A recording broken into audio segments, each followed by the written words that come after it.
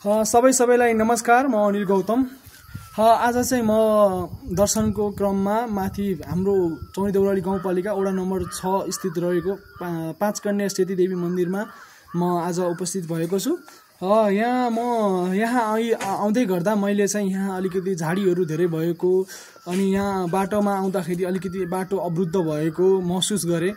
यहाँ सवारी साधनको पहुँच भए तापनि आउने बाटोको पहुँच भए तापनि यहाँ आउन सक्ने अवस्था रहेको छैन। यहाँको झाडीहरू चाहिँ अब हामीले चाहिँ फडानी अभियान सुरु गर्नुपर्ने अवस्था देखिएको छ। यहाँ मन्दिरमा आउने धेरै दर्शन गर्न आउने महानुभावहरूलाई चाहिँ अहिले असहजता हुने मैले यो महसुस गरेको छु। दसैँको चाडबाडको क्रममा यहाँ धेरै मानिसहरू चाहिँ यहाँ आएर पूजाआजा गर्ने यहाँ पहिलेदेखि नै पहिलेदेखि छ। यहाँ मानिसहरू धेरै आउनुहुन्छ, पूजा गर्नुहुन्छ। यहाँको यो मन्दिरले चाहिँ विगत 20औं धेरै हजारौं वर्ष भनौँ न देखिबाट चाहिँ यो मन्दिरको पहिलादेखि नै यो मन्दिरमा आस्था रहिरहेको अवस्था छ। यो मन्दिरलाई चाहिँ हामीले जगेर्ना गर्नुपर्दछ। यो हाम्रो सम्पदा हो, हामीले बनाउनु पर्दछ भन्ने उद्देश्यले हाम्रो गाउँ हामी बनाऊ भन्ने अभियानमा चाहिँ म जोडिरहँदाखेरि सबैजना हाम्रो ज्यामिरेवासी सम्पूर्ण आमा बुवा तथा दाजुभाइहरूलाई चाहिँ के आह्वान गर्छु भने सबैजनाले एक घरबाट एक जना चाहिँ आएर यो मन्दिरलाई चाहिँ सरसफाई देखि लिएर बाटोघाटोलाई चाहिँ अलिकति हामीले फडानी गरेर अलिकति मिलाउन सकियो भने चाहिँ यहाँ पूजाआजा गर्न आउनेहरूलाई चाहिँ अलिक सस्ता हुन्छ भन्ने मैले महसुस गरेँ। दर्शन गर्न आउनेहरूको भिड हुन्छ, उहाँहरूको भिडलाई मध्यनजर गर्दै यहाँ चाहिँ सरसफाई अभियान हामीले हाम्रो तर्फबाट पनि गर्छौँ र पालिकाले समन्वय गरेर हो कि वडाले समन्वय गरेर हुन्छ। एउटा डोजरको व्यवस्था गरिदिने हो भने यहाँको अब अहिलेका यो झाडीहरू चाहिँ बाटोमा रहेका झाडीहरू चाहिँ पन्छाउन हामी सक्छौँ जस्तो लाग्छ।